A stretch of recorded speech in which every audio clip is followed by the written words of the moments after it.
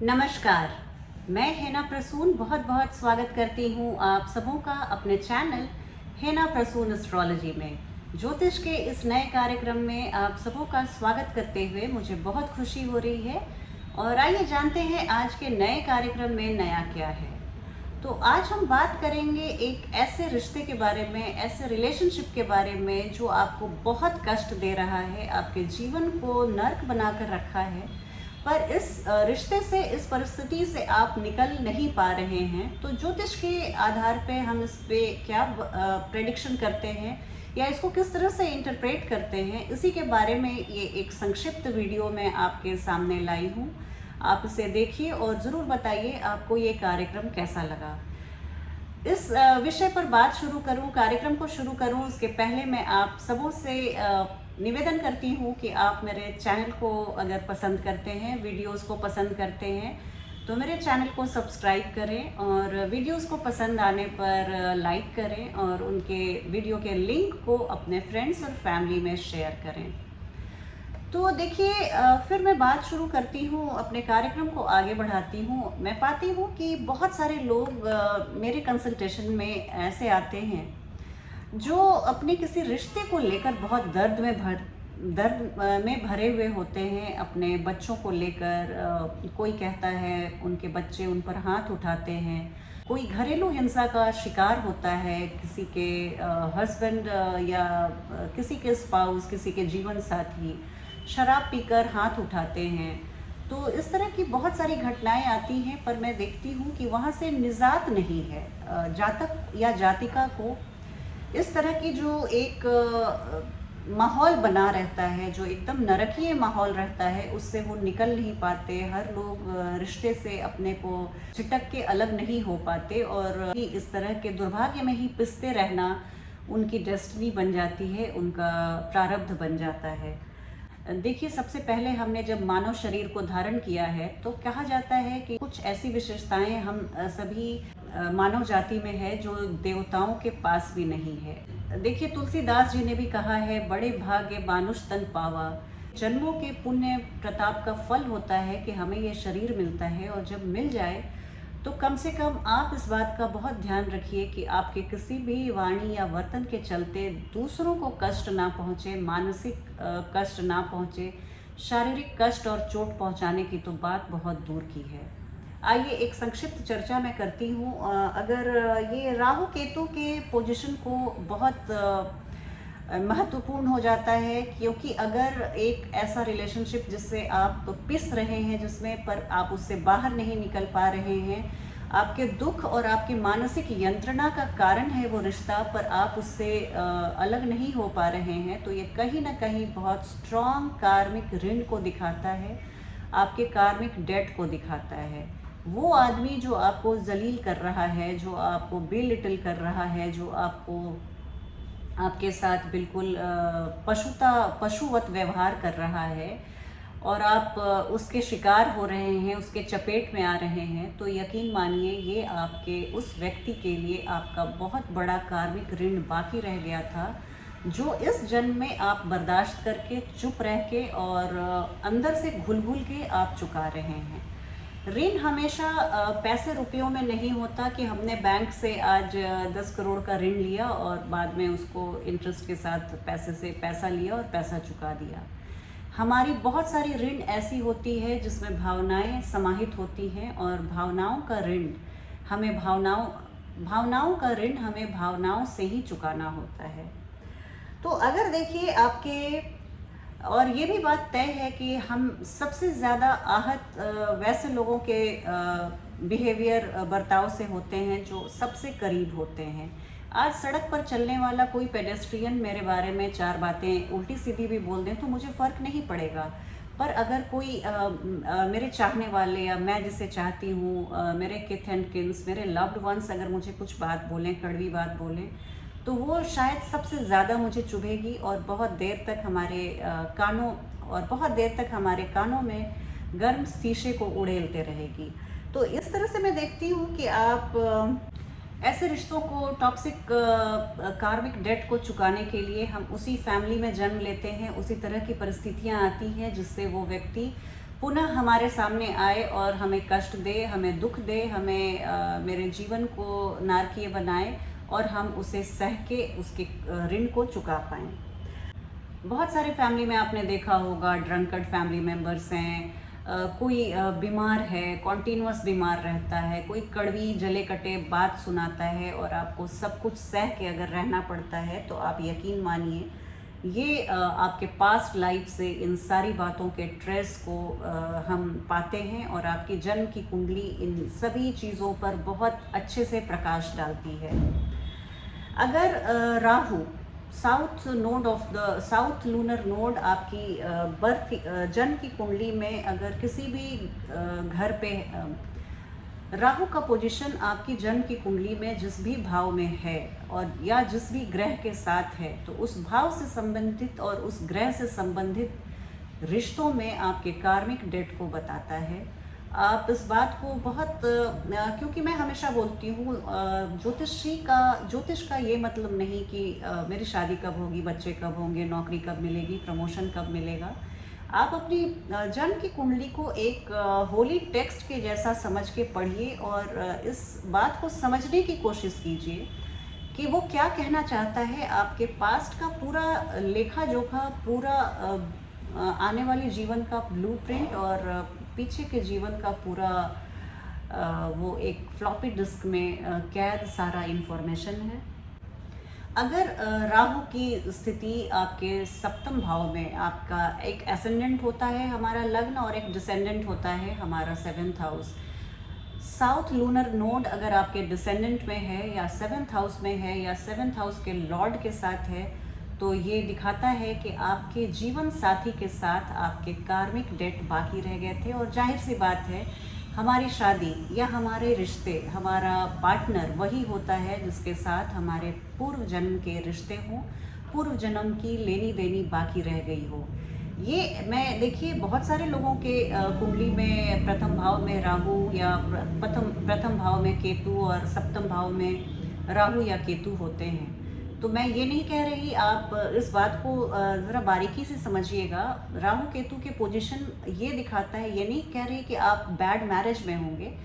ये सिंपल चीज़ है कि आपका जो जीवन साथी है उसके साथ आपके बहुत सारे ऋण बाकी रह गए थे जिसको पूरा करने के लिए आप लोगों ने इस जन्म में भी साथ में जीवन यात्रा शादी के बाद शुरू की है और उन जो कॉमन पॉइंट्स थे जो एक दूसरे से लेनी देनी रह गई थी उसको आपको यहाँ पे कंप्लीट करना है। यहाँ पे ये पास्ट बर्थ और जो बैड रिलेशनशिप हैं उनकी तो बात है ही, अच्छे रिलेशनशिप भी हैं। अगर आप किसी अपने जीवन साथी के साथ बहुत अच्छे समय को आपने देखा, जीवन पर्यंत आपका जीवन साथी आपको बहुत प्यार दिया, बहुत सम्मान दिया, तो ये भी है कि आपने उसके साथ आपका जो पास्ट लाइफ रहा उसके साथ वो भी बहुत अच्छा, बहुत सुंदर रहा, बहुत सुंदर अतीत को आपने एक ताना बाना आप दोनों ने बुना और उसके भी जो रहे सहे बाकी, क्योंकि सुख को भी भोगने आना है और दुख को भी भोगने आना है हमें, तो वो जो सुख रह गए थे वो भी आपके कार्मिक डेट थे, तो वो हंस के और बहुत आपको प्यार करके सम्मान देके आपका जीवन साथी आपको लौटा रहा है। अगर फोर्थ हाउस में आपके राहु हैं या फोर्थ हाउस में आपके केतु हैं तो ये एक बहुत स्ट्रॉन्ग इंडिकेशन है कि आपको माँ की तरफ से कुछ बहुत बड़े ऋण को आप इस बर्थ में चुकाने आए हैं। माँ की बातों को सुनना, माँ की सेवा करना, माँ के लिए आप अपने समय का, अपने धन का, तन मन धन से सेवा करना, फोर्थ हाउस से जुड़े रिश्तों को, बाकी बहुत सारे भी रिश्ते हैं पर माता का स्थान प्रथम है। वहाँ पे मैं देख रही हूँ कि आपको आपके कार्मिक डेट को पूरा करने के लिए भगवान ने आपको ये जन्म दिया है। इसके अलावा देखिए, अगर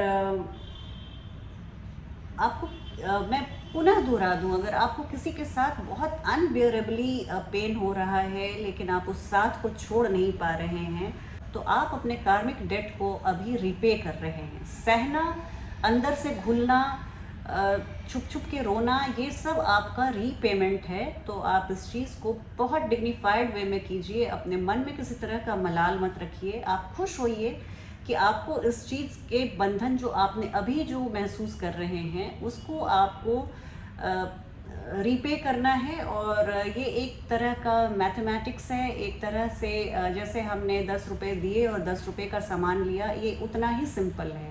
इसको आप ज़्यादा कॉम्प्लिकेट मत कीजिए, ज़्यादा मत सोचिए और ज़्यादा आंसू मत बहाइए। आप एक दृष्टा भाव से अपने पास्ट के जो भी गलती सही था उसको आप समझ के आप दृष्टा भाव के साथ उस संबंध को निभाइए, बिना इमोशनल और मेंटल इन्वॉल्वमेंट के।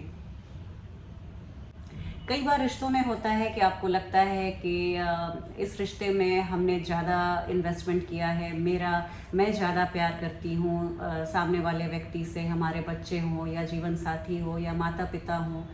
लेकिन अगर आपको इस तरह की फीलिंग है, कुछ असंतोष है कि मैं जितना इस रिश्ते को देती हूँ उतना मुझे वापस नहीं मिलता, और रिलेशनशिप को एक टू वे ट्रैफिक के जैसे गिव एंड टेक वाले रिलेशनशिप को कहा जाता है कि आप प्यार देते हैं, आपको बदले में मान सम्मान प्यार मिलता है।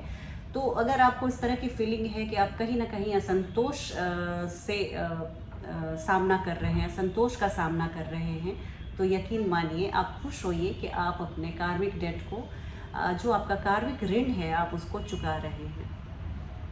बहुत बार होता है कि कुछ लोग आपको कॉन्टिन्यूअस अपमानित करते हैं, ह्यूमिलिएट करते हैं, ऑफेंड करते हैं, आपके लिए गलत शब्दों का प्रयोग करते हैं, फिर भी आप निकल नहीं पाते इस जाल से, इस चक्रव्यूह को आप तोड़ नहीं पाते। इस चक्रव्यूह को तोड़ने के बहुत सारे तरीके होते हैं, ज्योतिषीय सलाह उनमें से एक है। आप चाहें तो आप ईमेल पे मेरे अपने प्रॉब्लम्स को आप भेज सकते हैं, आपको मेरी टीम कांटेक्ट करेगी। पर चूँकि बहुत सारी चीज़ों को इसमें स्टडी करना पड़ता है और इतना सिंपल नहीं हो, ज़ीरो इन करना इतना सहज नहीं होता, तो हमारा भी काफ़ी समय और मेहनत जाता है। तो उसी हिसाब से हम अपने रीडिंग को करते हैं। मौजूदा जीवन काल में अगर आपका जीवन साथी आपको प्यार नहीं करता, आपको नेग्लेक्ट करता है, तो आप ये समझ लीजिए, मुझे बोलने में थोड़ी सी झिझक हो रही है कि आप समझ लीजिए कि इसकी जो बीज थी वो आपने अपने पिछले जन्मों में बोई थी। आपने अपने हस्बैंड को, अपने जीवन साथी को, अपनी वाइफ को नेग्लेक्ट किया, उनको वो प्यार, उनको वो सम्मान, उनको वो अटेंशन नहीं दिया जिसकी वो हकदार थी। और इसीलिए, इसी वजह से इस जन्म में आपको खींच कर, आप पर क्रोध करके, एंगर करके वो अपने खींच को प्रकट कर रहे हैं, और जो अपने जो सूनेपन को अपने जाहिर कर रहे हैं, जो आपने पिछले जन्मों में उनको नेग्लेक्ट किया, उनको प्रताड़ित किया, उसका ही ये बदला है। और वो आपको इस बार सह के, चुप रह के रिपे करना है। तो ये बात बराबर हो जाएगी और फिर आप नेक्स्ट बर्थ से यू विल स्टार्ट अफ्रेश। अगर आप एक बुरे जीवन साथी थे, अगर आप एक बैड स्पाउस थे, तो अब ये वर्तमान का समय सबसे मुख्य होता है। पावर ऑफ नाउ आपने किताब पढ़ी होगी। तो अब जो सामने है वही सत्य है, वही सच्चाई है, प्रेजेंट में ही आप कुछ कर सकते हैं। तो अब आप उन्हें अपने जितना प्यार, जितना स्नेह, जितना सम्मान हो सकता है आप दीजिए। और इस जो एक ऊंच नीच का खेल है, वो एक इवन करने की जो होड़ है, उससे आप बाहर निकल जाइए, इस रट से आप बाहर निकल जाइए। बहुत बार देखा गया है कि पास्ट बर्थ में हमने किसी को तरजीह नहीं दी, उसके वैल्यू को नहीं समझा, उसके इम्पोर्टेंस को नहीं समझा, और उसको हमने शेमलेसली यूज़ किया। तो इस जन्म में अब बदला पुराने, क्योंकि देखिए वो न्यूटन का जो हमने नियम पढ़ा है, इक्वल एंड ऑपोजिट एक्शन, तो आप इससे कोई भी अलग नहीं है। हम जो एनर्जी इस यूनिवर्स में देते हैं वही हमें वापस लौट के मिलती है। तो अगर हमें कोई बैड एनर्जी मिल रही है तो इसको ग्रेसफुली एक्सेप्ट कीजिए और अपनी फाइन ट्यून जहाँ पे करनी है आपको, अपनी फाइन ट्यूनिंग वो आप कीजिए और इस पैटर्न को आप ब्रेक कीजिए, इस पैटर्न को तोड़ दीजिए। और अंत में मैं यही बोलूँगी कि कौन सी ऐसी मैकेनिज़्म है जिससे हम इस कार्मिक डेट को तोड़ सकते हैं। तो देखिए, आप इस बात को बहुत समझिए, आपको बस इस चीज़ को ग्रेसफुली एक्सेप्ट करके, ग्रेसफुली, मैं रोने गाने की बात नहीं कर रही, इस पैटर्न को समझिए और अपने रोल को, जो पास्ट बर्थ में आपका रोल था, उसको समझ के आप बहुत मर्यादा से इस रिश्ते की महत्ता को समझते हुए आप बर्दाश्त कीजिए और उसको एक दृष्टा भाव से, एक न्यूट्रल पर्सपेक्टिव से देखिए और आपकी जितनी ड्यूटी है आप उसको पूरा कीजिए। आप अपने इमोशन को बीच में मत लाइए कि मुझे सुख हो रहा है, दुख हो रहा है। इसके आप समझिए कि कोई परमात्मा का भेजा हुआ वो बंदा है जो आपको फैसिलिटेट करा रहा है कि आप अपने कार्मिक ऋणों को समय पर चुका पाएँ और आपको ज़्यादा ब्याज ना देना पड़े। तो इस चीज़ मुझे लगता है कि मैंने अपनी बात को, जो ज्योतिष की एक पर्सपेक्टिव थी, राहु केतु का पोजीशन और राहु केतु से संबंध बनाने वाले ग्रह और भावों की जो संलग्नता थी, उस पर हमने एक चर्चा की। आप बताइएगा आपको ये कार्यक्रम कैसा लगा। बहुत मन से मैंने ये वीडियो बनाया है आप लोगों के लिए। मैं आशा करती हूँ कि आपके जीवन में परमपिता परमात्मा बहुत सुख और शांति लाएं और आपको किसी भी ऐसे टॉक्सिक रिलेशनशिप से ना गुजरना पड़े। चलती हूँ, अगली वीडियो में आपका इंतज़ार रहेगा। बहुत जल्दी आपसे एक नई वीडियो में भेंट होगी। तब तक आप अपना ध्यान रखिए। जय हिंद, जय भारत।